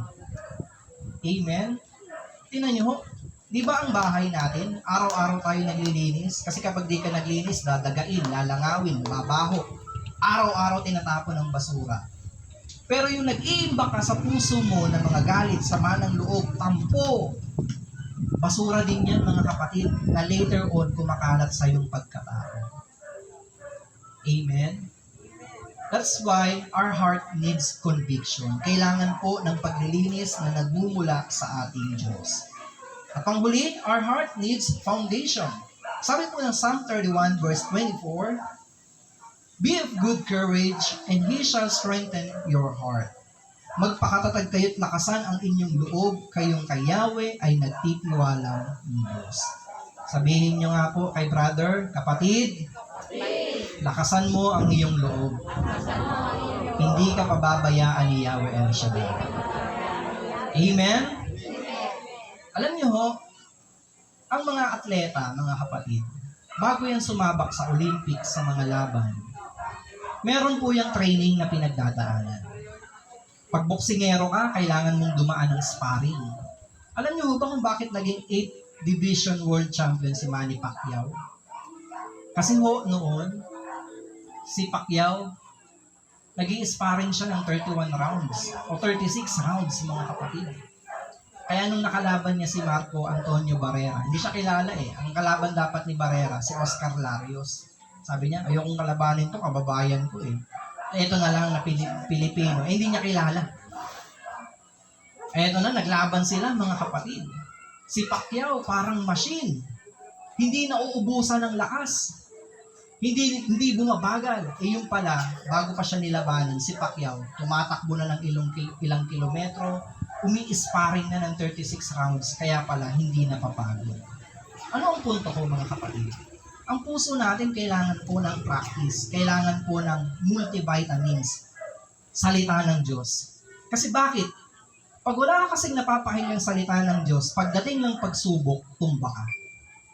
Pag wala kang naririnig na word of encouragement, pagdating ng problema, gusto mo na magpakamatay agad.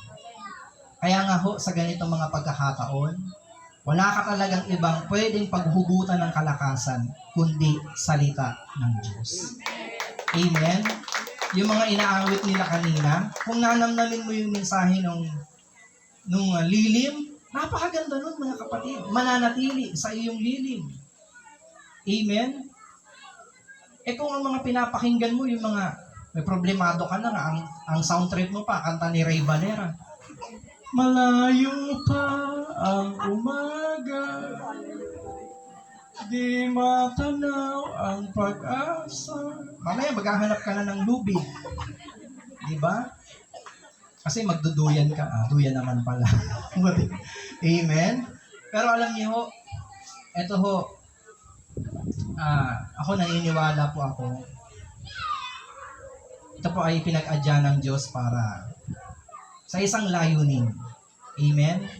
Magkasundo-sundo, makapagpatawaran, at higit sa lahat, idulog natin sa ating Diyos na buhay na ayon sa kanyang kalooban, kung loloobin niya, dudugtungan niya pa ang buhay ng ating kapatid na ito. Kasi yun naman ang kanyang pangako, maglilingkod siya sa ubasan ni Yahweh El Shaddai. Amen? Tayo kayo magsimayo at humingi po tayo ng dalisay na puso sa ating Diyos na buhay. Ama, wala pong imposible sa iyo.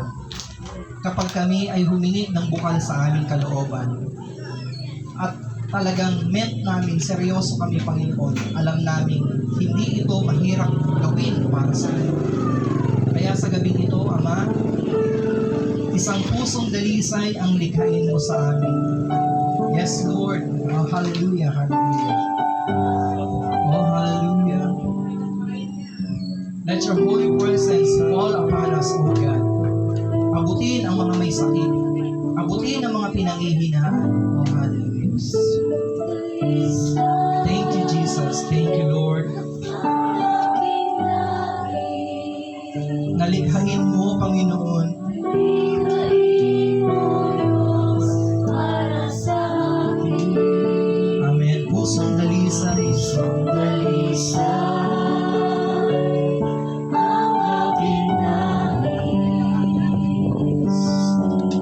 Nilikhain mo, Diyos, para sa akin. isang pusong tapat, Panginoon, Isang pusong tapat na sa'yo'y nagmamahal. Isang pusong sa'yo'y walang alinlangan. Isang pusong itinitibok na ika'y parangalan. Ang luko'y papuri sa'yo.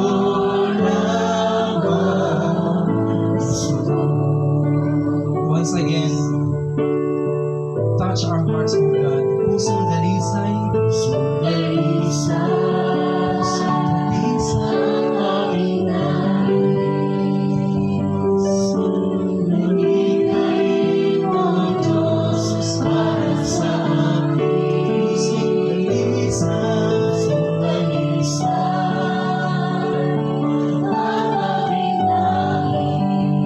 nalikhain mo, Panginoon,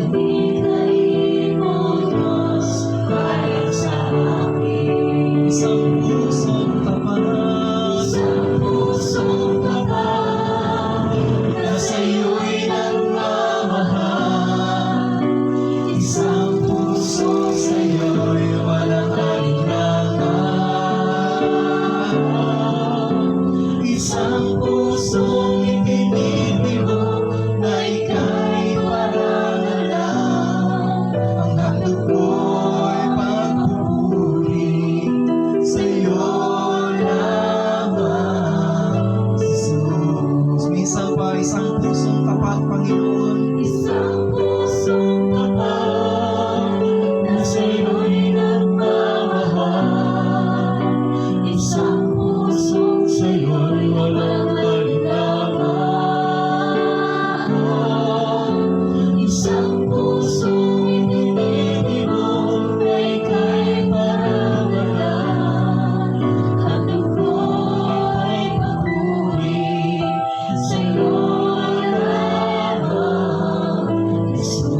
ang dugo'y papuri, Handog ko'y papuri sa'yo lamang, Jesus.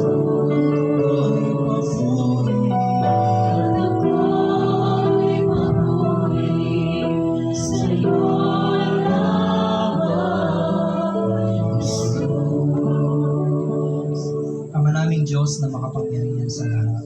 Ikaw ang Diyos na pinaglingkuran ni Abraham, Isaac at Jacob, at ikaw din ang Diyos na kinikilala namin dito sa Subay, Panginoon. Alam namin, Ama, na walang hindi makakapangyari sa iyo. Kaya't kami po ay dumudulog, Panginoon, na ayon sa iyong kalooban, ito nawa ang siyang mangyari, Panginoon, na ang iyong mapagpalat mapaghimalang kamay ay muling iabot sa minamahal na asawa ng aming kapatid na si Sister Weng, Panginoon. Abuti nawa, Panginoon, ang kanyang buhay. Abuti nawa, Panginoon, ang kanyang pisikal na katawan. At higit sa lahat, O Diyos, Dumaloy ang kagalingang nagmumula sa iyo in the mighty name of Jesus. Anumang mga tumor, anumang mga bukol sa loob ng kanyang katawan, in Jesus' name, lusawin sa pangalan ni Jesus. Oh, hallelujah, hallelujah. Let your healing, Panginoon, dumaloy sa aming kapatid na ito. Ang iyong ibayong kalakasan, ang iyong ibayong kagalingan, Panginoon, ay maranasan ng aming kapatid na ito at paghimalaan ang kanyang buhay sa pangalan ni Jesus. Sa pangalan ni Jesus, nang sa gayon, Ama, siya ay tumayo na magpapatotoo, Panginoon, sa harapan ng maraming tao, Lord, na siya po ay inyong pinagalingan. Higit sa lahat, makasama niya pa ang kanyang mga mahal sa buhay, lalong-lalo na ang kanyang pamilya. In the mighty name of Jesus, anumang tanikala ng kaaway na ibinalot sa kanyang katawan, Panginoon, ay aming kinakalagan sa pangalan ni Jesus. Ang anumang espiritu ng karamdaman, Panginoon, ang anumang espiritu ng mga tumor at cancer, Panginoon, ay hindi namin inaalaw, Panginoon, na makapangyari. Hindi namin hinahayaan, Panginoon, na dito matapos ang kanyang buhay, Panginoon. We rebuke it in the mighty name of Jesus. Sa aming sama-samang panalangin, Lord, hinihingi po namin sa iyo ngayon ang kanyang ibayong kagalingan at kalakasan sa matamis na pangalan ni Jesus. Oh, hallelujah, hallelujah. Hallelujah, hallelujah. Angkinin mo na, kapatid. Alisin ang mga galit sa puso. Alisin ang mga alaalang hindi magaganda sa iyong isipan. Nang sa gayon, dumaloy ng maayos ang kagalingang nagmumula sa ating Panginoon. At gayon din po sa ating mga kapatid, Panginoon. Hayaan po natin na ang Diyos ay kumilos sa bawat buhay natin, hindi lamang po sa ating brother na ito. Bagkus, ang salita ng Diyos ang siyang maging pundasyon ng bawat pagkatao natin, ng ating tahanan, Panginoon. Lord, sa aming pagsasama-samang ito, Panginoon, anuman po, Lord, ang aming mga pinagkakaisahan, inaangkin namin na sa gabing ito, answered prayer kaming uuwi. Answered prayer kaming uuwi. Answered prayer kaming uuwi. Sa pangalan ni Jesus. Sa ngalan ng Ama, ng Anak, at ng Espiritu Santo.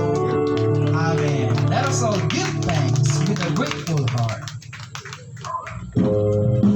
Praise God. Tayo pa pasalamat sa ating Panginoon. Thanks the Lord.